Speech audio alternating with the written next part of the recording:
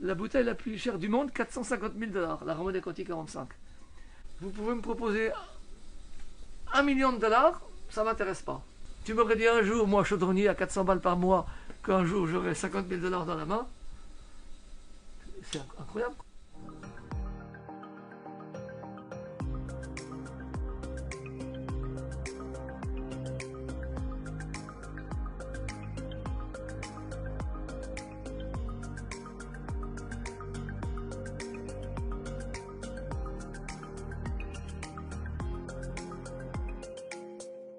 C'est dans la propriété familiale que j'ai acquis il y a une quarantaine d'années, que j'ai fait creuser une cave souterraine où j'ai réuni tous les nectars des meilleurs cépages des vins du monde.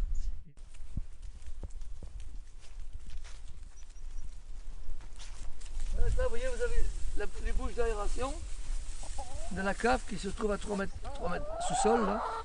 Et à côté, la future cave du Louvre du vin, le Panthéon des vins, que je suis en train d'aménager pour l'ouverture aux visiteurs. Bon, là, je descends dans la cave de tous les jours pour ma consommation courante. Voilà. En 2014, j'ai subi une agression d'une douzaine de voyous. Et donc, le matin, vers 7 h du matin, la sonnette sonne, je vais voir là-bas un camion, UPS, Transport International. On dit, tiens, une caisse de vin. Bon. La porte du fourgon s'ouvre. Et là, qu'est-ce que je vois? Deux gars cagoulés, Kalachnikov au poing. Voilà, monsieur, bougez pas, ne crie pas, sinon t'es mort. Aussitôt, deux autres arrivent, ils m'attachent les mains dans le dos. Et on m'entraîne dans cette cave-là pour donc cambrioler la collection. Je suis par la suite qu'il y avait 4 camions garés dans le village un peu plus loin, qu'il y avait 11 voyous qui étaient organisés depuis le nord de la France pour commanditer par un riche collectionneur dont on n'a jamais pu avoir le nom. Et pendant 2 heures, voilà, je me suis fait torturer, tordre les doigts, tabasser. Et finalement, ils voulaient la clé de cette porte blindée là, qui va à la cave de le sanctuaire, comme on dit. Et quand ils ont vu qu'ils ne pouvaient pas avoir la clé, le commanditaire s'impatientant, qu'est-ce que vous faites? Est-ce que vous avez des pétrus? On a toujours, bon mais rentrez, vous êtes des bons à rien, et ils sont rentrés en Belgique.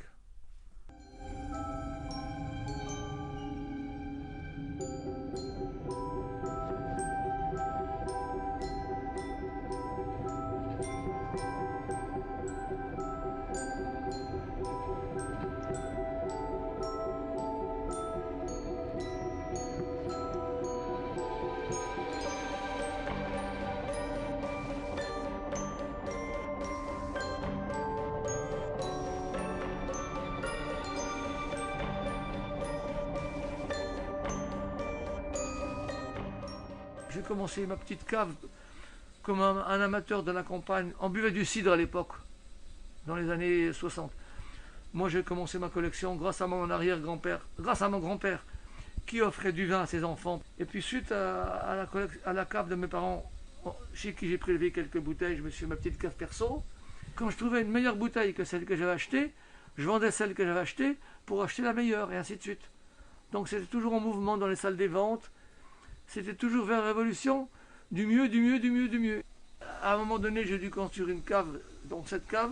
Donc je fais creuser le trou par le bulle et un jour, en août 99, j'ai commandé 3000 parpaings, 5 palettes de ciment et je me suis amusé à construire ma cave moi-même. J'étais pas gros à l'époque, mais il suffit d'avoir la volonté pour le faire. Et moi j'avais hâte de protéger toutes ces bouteilles. Et j'ai donc construit cette cave blindée donc, dans la terre, moi-même. Tout le nom des producteurs avec des petits pochoirs. Toutes ces inscriptions, je les ai faites à la main une par une.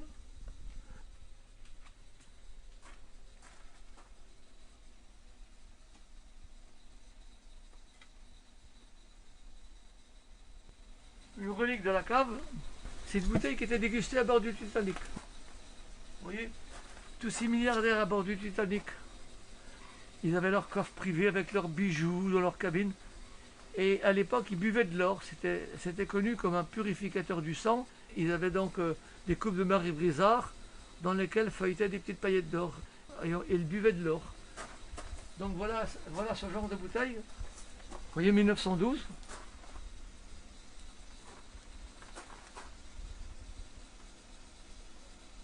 Et vous avez dedans donc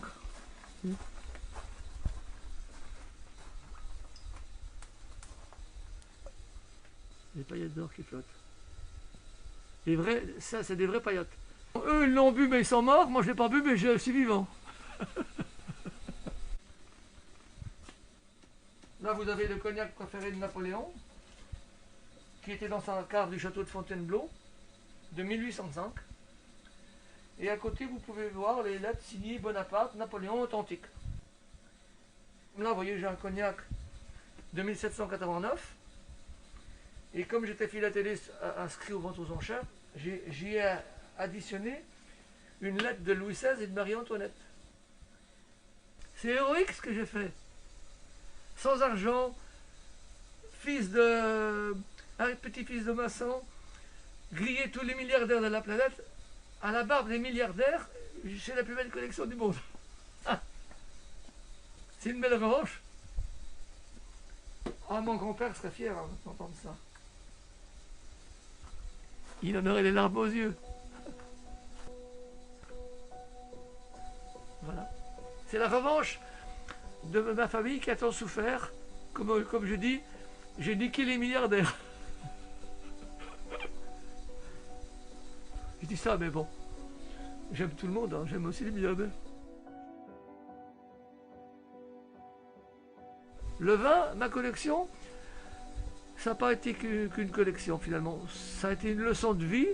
J'ai acquis l'humilité, le respect des autres, le patrimoine, l'héroïsme, la ténacité. Ça a été une leçon de vie, cette collection. La bouteille la plus chère du monde, 450 000 $, la Ramone Conti 45. Vous pouvez me proposer $1 million, ça ne m'intéresse pas. Pourquoi? Parce que l'argent, il y en a plein les banques, alors que cette bouteille, elle est chez moi. Et puis en plus, elle fait partie d'un patrimoine. Est-ce que vous vendriez la Joconde? Non. Est-ce que le gouvernement vendrait la Joconde? C'est ma Joconde.